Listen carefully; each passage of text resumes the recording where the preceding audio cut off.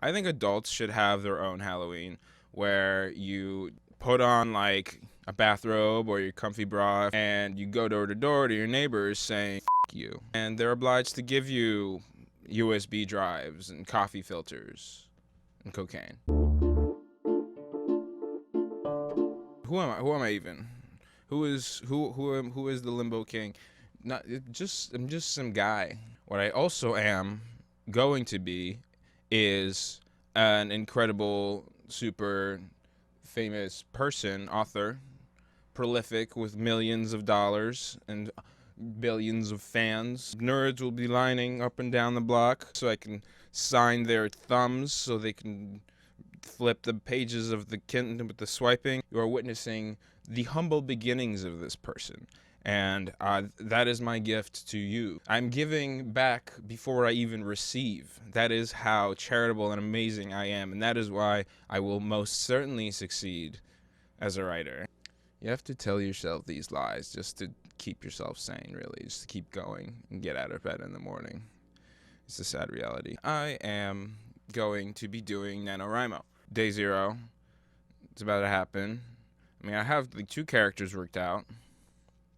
But the rest and like all the plots, I have like a lot of ideas, but I'm bad at coming up with endings. I'm just bad at characters also, really. I'm bad at locations and describing them. I've never really been able to write a good fight scene. It's not, everything's not perfect. I'm getting there, okay? So get off my back. I kind of feel like this is kind of like cramming for a test at the last second. So maybe I'll help you last minute cram. Go on Wikipedia and go down the rabbit hole. But instead of just going down the rabbit hole, not documenting it, right? Just like going through helicopters and peanut butter and vacuum cleaners and Alexander the Great. You gotta like fuse all those together. Like, oh, there is a 20-year-old warlord in space in the year 57 million. His arch nemesis, who is a robot who used to be a butler who cleaned people's homes, has risen up against him, and there's a robot uprising. What was the first thing I said? Well, no, they're all they have helicopter robots. How about that? But then the main character realizes that the Alexander the Great is allergic to peanut butter, so that's how he kills him.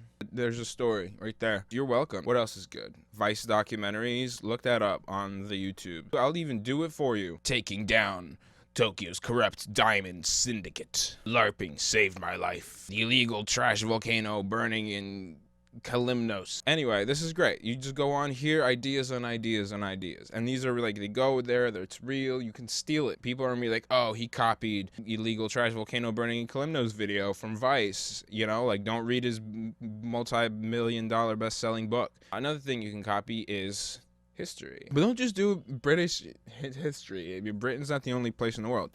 Go to like Africa and look at King, what's his name? King Mansa Musa the First, 14th century king. Personal net worth of $400 billion. And obviously he wasn't using dollars, he was using bitcoins. He was Muslim, he went up on his pilgrimage to Mecca.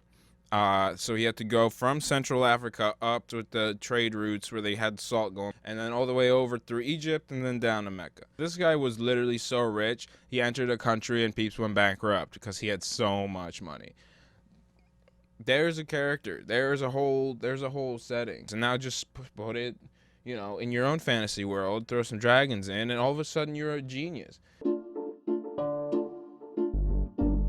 just went and watched some of this back and realized I can't even frame things right. It's all an unmitigated disaster. Probably gonna spend the rest of my day outlining and crying and yeah, mostly those 2 things. And at midnight, at the stroke of midnight, I will hit the first key, and I hope you do too. Good luck. What were y'all smoking back then in 14th century, 15th century China? What were you guys doing? Because it came up some cool ideas.